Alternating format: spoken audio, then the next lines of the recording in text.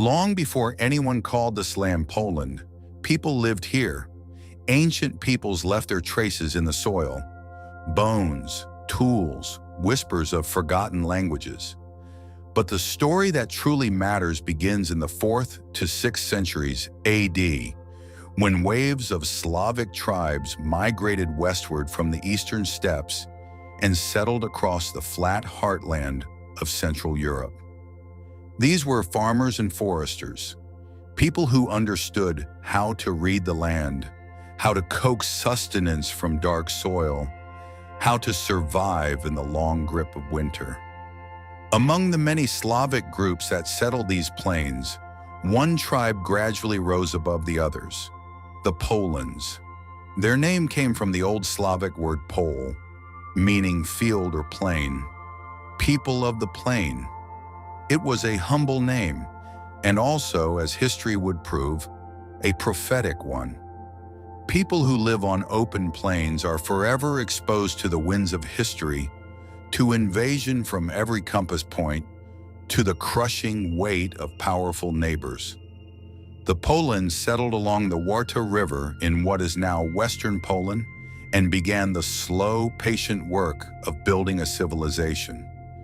They cleared forests, planted fields, erected wooden villages, and, most importantly, they began organizing themselves politically. Their chieftains grew stronger. An aristocracy took shape. The bones of a state were forming beneath the surface, quietly, stubbornly, the way roots grow through stone. But Poland did not yet exist. A miracle was still needed. The year 966 AD is the birth certificate of Poland. In that year, Mieszko I, the ruler of the Polans, made a decision that would alter the destiny of an entire civilization. He accepted Christianity, and with that single act, he didn't just change his religion, he changed the geopolitical reality of his entire world. Mieszko was a man of extraordinary political cunning. He understood what most of his contemporaries did not, that the Church of Rome was not merely a spiritual institution. It was a network of power, protection, and international legitimacy. By converting to Christianity, Mieszko did something breathtakingly clever. He transformed his tribe from a group of barbarians on the edge into a full member of the European Christian family. Any neighboring power wishing to attack Poland now had to answer to the Pope. With one stroke, Mieszko placed his small realm under the protective umbrella of the most powerful institution in the medieval world.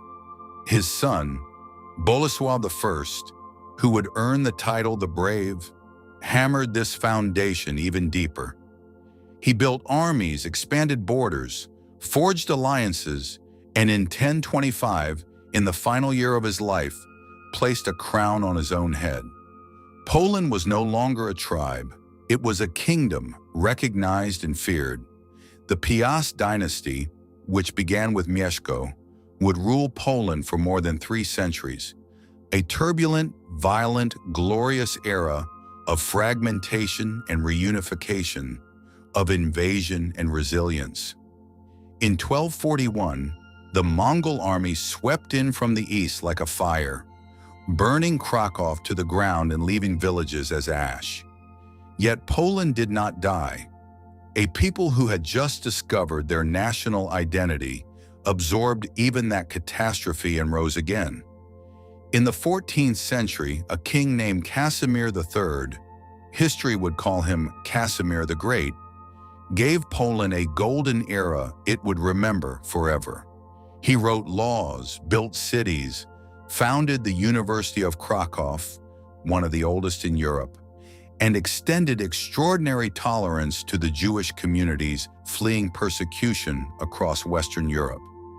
It was said that Casimir received Poland in wood and left it in stone. More than a construction metaphor, it was a portrait of transformation. Then, in 1386, something happened that would redraw the map of Europe. Jogaila, the Grand Duke of Lithuania, married Jadwiga, the Queen of Poland. This was not merely a royal wedding, it was a continental event. The resulting Polish-Lithuanian Commonwealth became one of the largest states in Europe, stretching from the Baltic to the Black Sea, encompassing Poles, Lithuanians, Ruthenians, Germans, Jews, Tatar Muslims, and dozens of other groups, diversity on a scale almost unimaginable for the age. In 1410, at the Battle of Grunwald, the combined forces of Poland and Lithuania met the fearsome Teutonic Knights, the armored religious warriors who had occupied Poland's Baltic coastline and considered themselves unconquerable. The battle was one of the largest of the medieval era.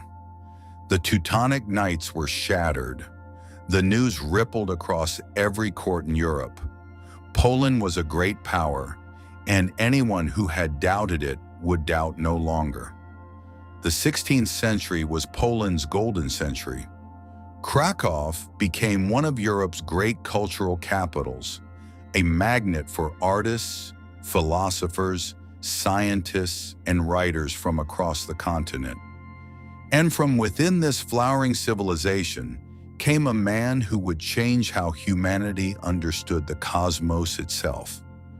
Nicholas Copernicus, born in Poland to a family of German-Polish merchants, educated at the University of Krakow, published a book in 1543 that contradicted everything humanity had believed for centuries.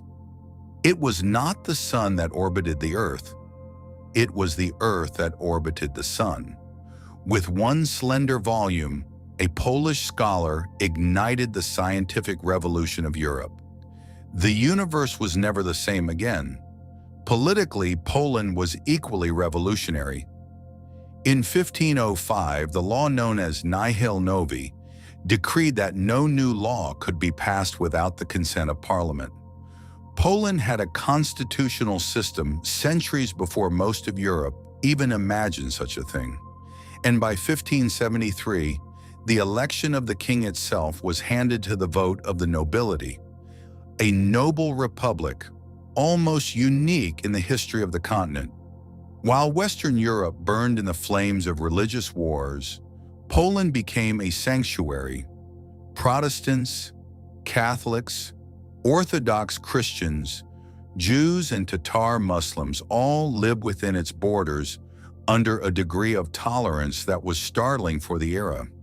This cultural generosity produced a civilization of remarkable richness and intellectual vitality. But golden ages always end. In the 17th century, Poland entered what its people would call the deluge, the flood. From the north came the Swedes, from the east came the Russians, from the south came the Ottoman Empire. A country that had been at the peak of its power found itself besieged from every direction simultaneously, bleeding from wounds it could not staunch. And the poison was not only external. The very freedoms that made Poland unique had curdled into weakness. A parliamentary rule called the liberum veto gave any single member of the Sejm, the Polish parliament, the right to dissolve an entire legislative session with a single word: no. In practice, this meant that meaningful reform was almost impossible, because any nobleman bribed or pressured by a foreign power could simply veto everything. Poland's enemies knew this. They exploited it ruthlessly. In 1683, Poland gave Europe its last great gift from a position of strength. King Jan Sobieski marched his armies to Vienna and lifted the Ottoman siege of the city, saving the Habsburg capital from conquest. It was a magnificent moment, and also, as it turned out, the final act of a great power. After Vienna, the long descent began. In 1791, in a desperate attempt to save a drowning state, Poland passed a constitution, the second written constitution in world history, after the United States before France. The reformers knew their country was dying. They tried to rescue it. It was too late. In 1795, something happened that had virtually no precedent in European history. A large, ancient, civilized nation was erased from the map. Russia, Prussia, and Austria, three great powers who had been picking at Poland's edges since 1772, completed their work. In three partitions, they simply divided Poland among themselves. The country ceased to exist as a sovereign state. 123 years of erasure began. Can a nation survive without a state? Can an identity endure when there is no government, no army, no flag to defend it? Poland spent 123 years answering that question, and the answer it gave was one of the most remarkable in human history. From 1795 to 1918, Poland did not exist on any map, but the Polish people never forgot who they were. They preserved their language under occupation. They maintained their culture in defiance of foreign governments that tried to suppress it. They passed their history from parent to child in whispers when it could not be spoken aloud. In Russian-controlled territories, children were punished for speaking Polish in school. They spoke it anyway. In this darkness, poets and musicians became the true guardians of the nation. Adam Mickiewicz wrote poetry that made every Polish heart ache with longing and burn with hope. Frédéric Chopin, composing in Parisian exile, poured the entire soul of his occupied homeland into his piano. His mazurkas and nocturnes carrying the grief and defiance of a people in a language beyond words. The Poles rose up in armed rebellion in 1830 and again in 1863. Each uprising was drowned in blood by Russian troops, but each defeat produced a generation more determined than the last. Children who grew up under Russian or Prussian or Austrian rule, who were forbidden to speak Polish in school, who were told their nation had never existed. Those children went home and spoke Polish, dreamed Polish, and waited. When World War I engulfed the three powers that had partitioned Poland, Russia, Prussia, and Austria, and tore them apart, the moment came at last. In November 1918, as the great empires shattered and their maps were redrawn, Poland was reborn. Józef Piłsudski, who had dedicated his entire life to the cause of Polish independence, took power. But the rebirth was not simple. Borders were uncertain. The economy was ruined. Powerful and hostile neighbors sat on every side. In 1920, the newly formed Soviet Union attacked, hoping to carry the communist revolution into Western Europe through Poland. At the Battle of Warsaw, later called the Miracle on the Vistula, the Polish army repelled the invasion against nearly impossible odds. Poland was saved, and perhaps with it, the course of European history was altered. The 2 decades between the wars were spent building a modern nation at furious speed. Universities, roads, factories, the port of Gdansk that gave Poland access to the sea. A people who had lived in shadow for a century were finally allowed to run in the sun. The shadows gathered again from the west and east simultaneously. On September 1st, 1939, Nazi Germany invaded Poland from the west. 17 days later, the Soviet Union invaded from the east. Poland, wedged between two of the most murderous regimes in human history, was attacked by both at once. This time, there was no miracle. What the Nazi occupation did to Poland cannot be fully spoken, but it must never be forgotten. The Germans turned Polish soil into the site of their most systematic evil. Auschwitz, Sobibor, Treblinka, Majdanek. The death camps were built on Polish land. 6 million Polish citizens were murdered during the war. Half of them were Jewish. Poland's Jewish community, 3 million people who had lived on this land for centuries, who had built its cities and shaped its culture, was virtually annihilated in the Holocaust. An entire civilization vanished in 5 years. Warsaw rose up twice in defiance. In 1943, the Jews of the ghetto staged an uprising against their executioners, a rebellion by people who knew they could not win, who fought anyway because some acts of defiance matter beyond their outcome. In 1944, the entire city rose in the Warsaw Uprising. Both were crushed. When the 1944 uprising was defeated, Hitler ordered Warsaw razed to the ground. 85% of the city was systematically demolished, building by building, street by street, while Soviet forces waited on the other side of the Vistula River and watched. In 1945, the war ended, but freedom did not arrive. The Red Army that liberated Poland from the Nazis did not leave. At the Yalta Conference, Churchill and Roosevelt had effectively handed Poland to Stalin's sphere of influence, sacrificing the very country that Britain had declared war to defend in 1939. A communist government was installed. Opponents were eliminated, the economy was nationalized. Poland became a Soviet satellite state, its independence a hollow theater piece. But Poles had learned, in those 123 years of statelessness, how to survive under occupation.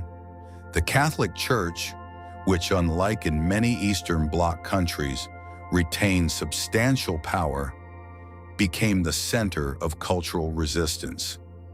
Priests said things that newspapers could not print. People gathered in churches not only to pray, but to breathe and to speak. In 1978, something extraordinary happened. Karol Wojtyła, the Archbishop of Krakow, became Pope John Paul II, the first Polish pope in history. When he returned to Poland in 1979, millions came to see him. His message to the crowds was 3 words: "Do not be afraid." Those words moved like electricity through a nation that had been afraid for decades. Then in the shipyards of Gdańsk in the early 1980s, the workers went on strike. Their leader was a stocky electrician with a magnificent mustache named Lech Wałęsa. The trade union he founded was called Solidarność, solidarity. Within months, it had 10 million members. In a country of 35 million people, 10 million joined a movement. This was not a labor union. It was a national awakening. The Soviet Union panicked. In 1981, the Polish government declared martial law under Soviet pressure. Solidarity was banned. Its leaders were imprisoned. But you cannot imprison an idea that lives in the minds of 10 million people. By 1989, the Eastern Bloc was trembling. Poland was at the forefront. Round-table negotiations between the government and Solidarity produced a semi-free election. Solidarity won every contested seat. Tadeusz Mazowiecki became the first non-communist prime minister in Eastern Europe in 4 decades. Then the Berlin Wall fell. The Soviet Union dissolved. The Eastern Bloc collapsed like a house of cards. Poland was free, but this time, the freedom had come from within, earned through decades of quiet resistance, sacrifice, and stubborn hope, not granted as a gift from any foreign power. The transition to a market economy was brutal. Finance Minister Leszek Balcerowicz introduced what economists would call shock therapy, rapid price liberalization, privatization, and fiscal discipline all at once. The early years brought inflation, unemployment, and hardship. But Poland endured the pain and came out the other side growing. Through the 1990s and 2000s, Poland became one of the fastest-growing economies in Europe. In 1999, Poland joined NATO. In 2004, it joined the European Union. For a nation that had spent centuries caught between hostile great powers, these memberships carried a meaning that transcended economics or security. Poland was no longer alone between the bears. It was part of a family. Warsaw, the city that had been 85% destroyed, methodically, building by building, rose again. Gleaming skyscrapers grew up beside 19th century palaces. The cafes filled with young Poles who were simultaneously deeply European and fiercely, proudly Polish. Poland today is a nation of 40 million people, the sixth largest economy in the European Union, and one of the most stable democracies in Central Europe. But history is never finished in this part of the world. Since 2022, the war in Ukraine, on the other side of Poland's eastern border, has awakened memories that never fully slept. Poland opened its doors to millions of Ukrainian refugees, feeding them, housing them, schooling their children.